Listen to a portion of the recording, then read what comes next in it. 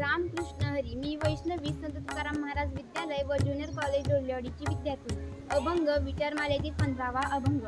न देखवे डोळा ऐसा हा अकांत, पर पिढे चित्त दुःखी होते. काय तुम्ही इथे नसालसे झाले, आम्ही न देखिले पाहिजे हे.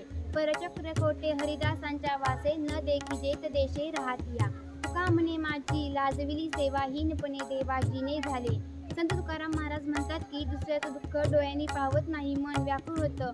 वाटतं देवा तू इथे आहेस की नाही, कारण तुझी उपस्थिती भक्तांवर संकट येणं शक्यच नाही.